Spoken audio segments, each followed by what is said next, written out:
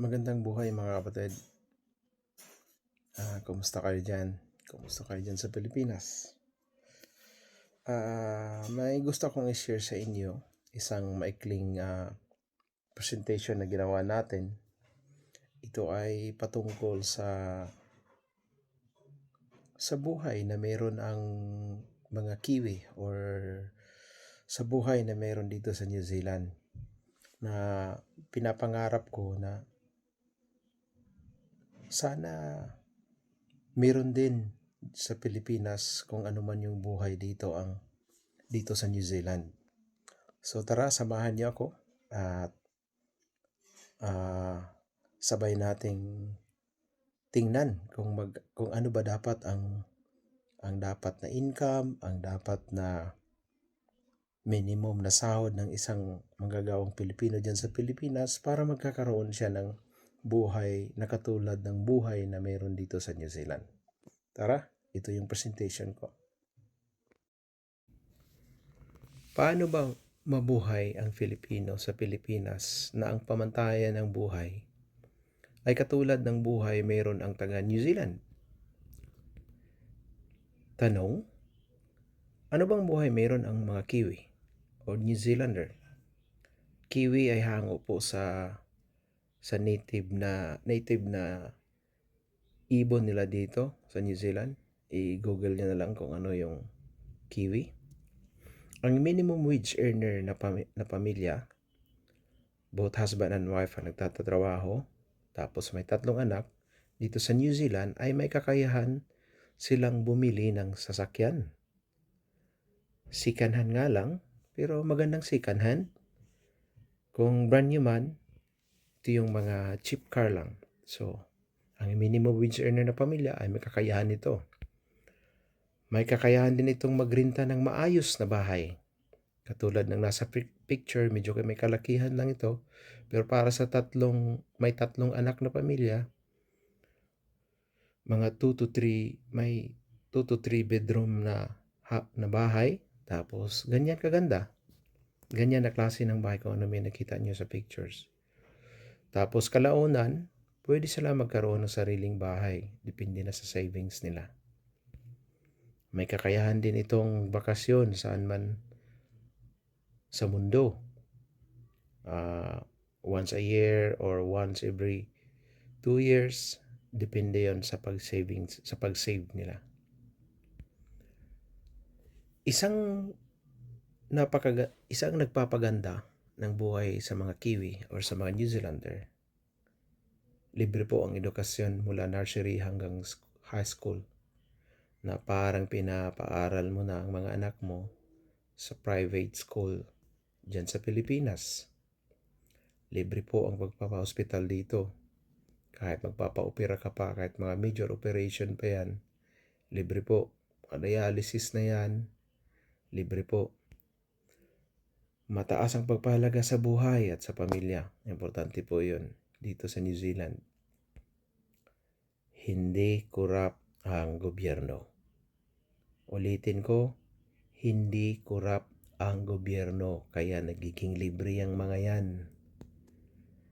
Di katulad yan sa atin sa Pilipinas, yung mga demonyong politiko natin na hindi lumalaban ng patas sa katulad nating mga ordinaryong Pilipino. Putang ina, mga demonyo. Sorry, medyo matatangay ako pagdating sa corruption. Sobra-sobra kasi. So anyway, tuloy natin. Mataas ang pagpapalaga ng karapatan ng bawat tao. Kahit mga bata dito, napakataas ng mga rights nila.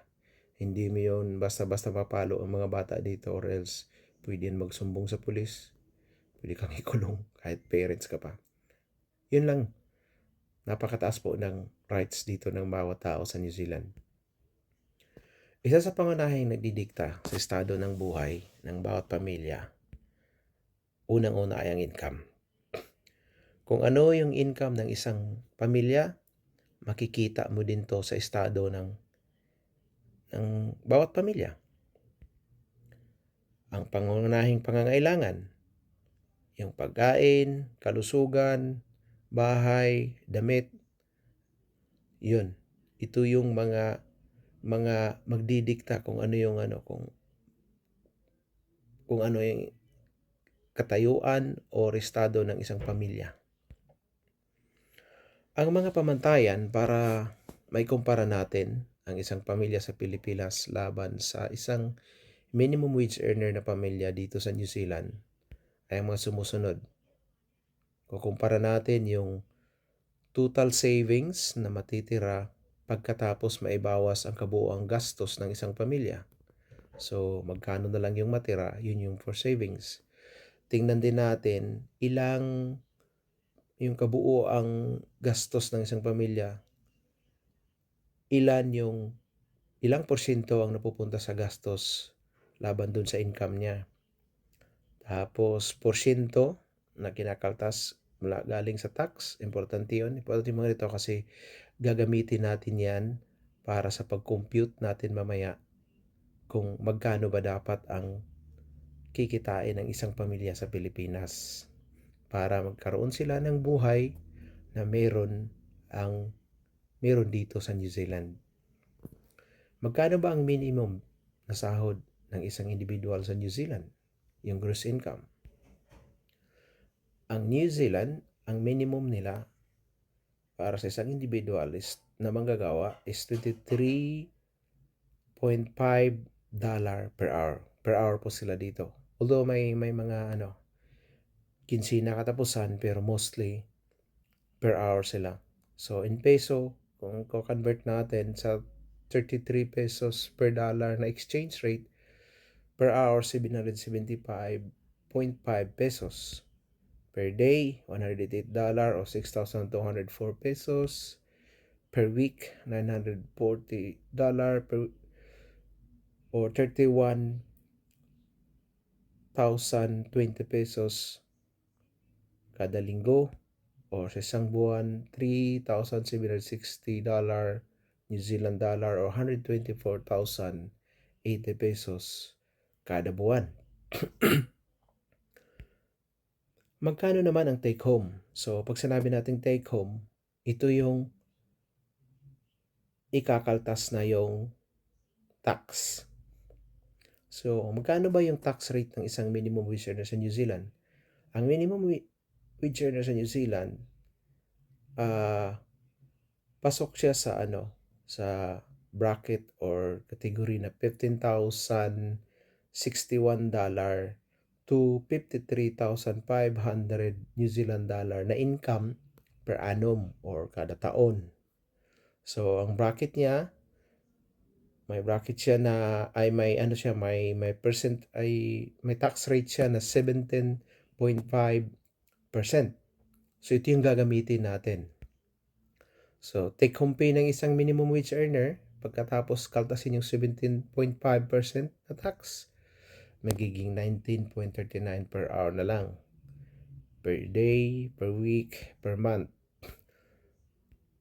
So, mula sa 23.50, pagkatapos magkaltasan ng tax, $19.39 na lang per hour or 639 pesos per hour. Per day, 5,118.96 pesos. 775.6 per week or 25,594.8 pesos kada linggo or 3,102.4 per month, 102,379.2 in peso.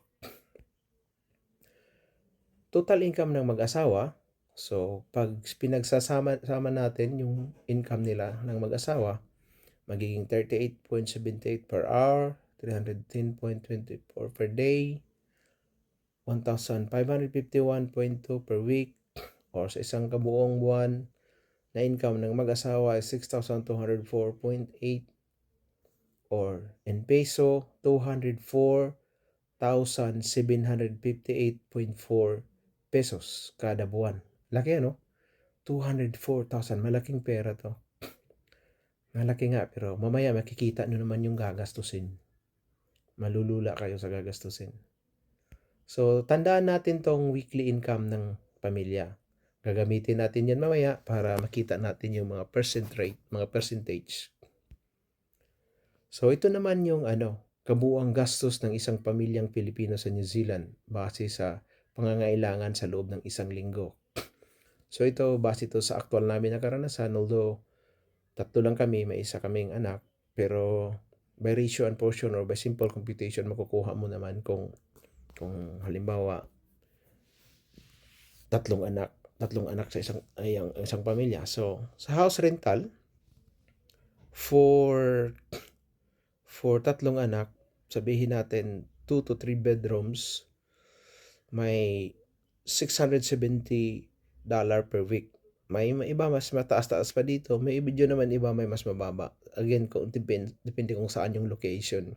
So pagpalagay na natin $670 per week or 22,110 pesos per week.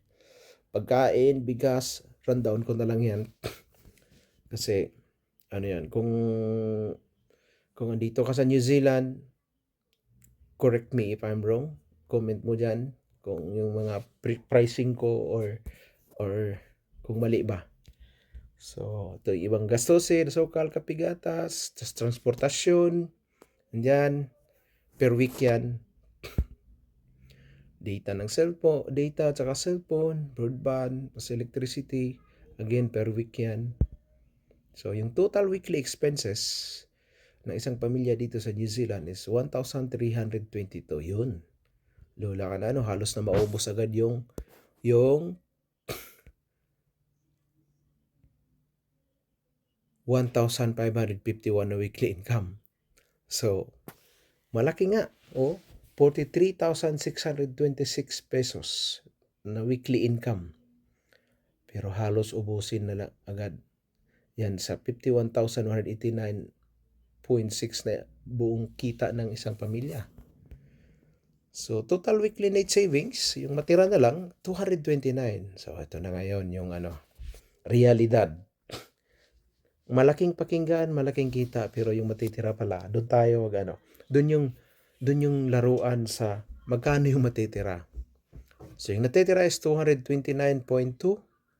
So, exchange rate na 33, 7,563.6 pesos. Yun yung maitatabi ng isang pamilya sa kada linggo. Hindi ko na sinama dito yung insurance kasi though importante siya dito.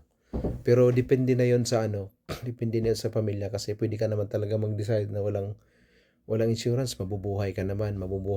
Again, ingat ka na lang. Pero delikado talaga pag walang insurance, mas magagastusan ka. Pero dito na natin ilagay kasi dito natin ibase natin kasi dito natin siya ibase na lang sa walang insurance. Total force yung mga pang survival talaga na pangangailangan lang yung ilagay natin. So total monthly net savings 916.8 or 30,254.4 pesos. So ito na yung maitatabi ng isang pamilya dito sa New Zealand. May 916 ka or above 1,000 na kada linggo. Maitatabi mo yon, savings na. Magandang magandang indikasyon na yan. Kasi may natin 1,000 kada linggo sa isang may 12,000 ka na maitabi mo sa buong taon, may 3,000 to 400,000 ka pesos may tatabi mo sa isang taon. Not bad. So, yung expense rate, kung ipe-percentage natin, di-divide lang natin yung weekly expense sa total income. So ibig sabihin, 85.22% ng buong income ay napupunta sa weekly expense. Yung para sa savings lang is 14.78%. Tandaan natin tong dalawang ito kasi ito yung gagamitin natin para mamaya pag-compute natin kung magkano ba talaga dapat ang minimum wage dyan sa Pilipinas para may magandang buhay ang pamilya dyan sa Pilipinas na katulad kaganda ng buhay ng mga pamilya dito sa New Zealand. Ngayon, tingnan naman natin, magkano ba dapat ang minimum income ng isang pamilya sa Pilipinas para mamuhay ng katulad ng buhay meron ang mga Pilipino sa New Zealand. Yun nga, inulit ko lang. So, tingnan natin magkano ang mga pangunahing pangangailangan ng pamilyang Pilipino sa Pilipinas. So, tingnan naman natin ngayon yung expense na base na dyan sa Pilipinas. Pagkatapos, tingnan din natin magkano dapat ang minimum, which is na sahod, which is ito yung pinaka-main objectives natin. So, sa expense ng isang pamilya sa Pilipinas para mamuhay ka ng katulad ng kaginhawaan ng buhay sa New Zealand, dapat mag-rental ka ng at least 18,000 per month na rental sa isang bahay, or kung binabayaran mo na to, pareho lang din. So, sa pagkain, rundown ko na lang. Check nyo na lang dyan, mga kapatid. Kung may mga may mali ako dyan, comment nyo na lang para mai-correct natin. Pero sa tingin ko, ito na yung medyo malapit. Kung hindi man malayo, malapit na to. Malapit na po ito sa totoong figure.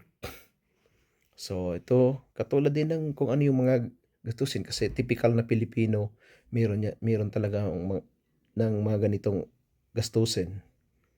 Car payment, yan, per week, 5,000 or 20,000 per month. Pag second hand to, nasasakyan 20,000 per month, magandang sasakyan na to. Or kung brand new man, maliit na mga sasakyan, like yung Mirage, or ano ba yung ibang mga 20,000 is magandang sasakyan na yan. So, yan. Data cellphone, hanggang kuryente. Again, comments nyo lang kung mali yung mga figure ko. Yan. So, yung total weekly expense ng isang pamilya sa Pilipinas is 20,566.72 kada linggo. Kailangan yung isang pamilya gumastos siya ng 20,566.72 pesos kada linggo para may buhay siya na katulad ng buhay sa New Zealand. May magandang bahay, may sasakyan, may pagkain, may maganda yung pagpapaaral sa mga anak. Total monthly expense, 82,266.88. So, ito yung buong gastos ng isang pamilya sa Pilipinas kada buwan. Sa tingin nyo dyan sa Pilipinas, magkano ba ginagastos nyo kada buwan? Maabot ba ng kahit 40,000 man lang? Tingin ko hindi Tingin ko mas mababa pa, pero nakaka-survive na tayo. Yan yung kagandahan natin mga Pilipino.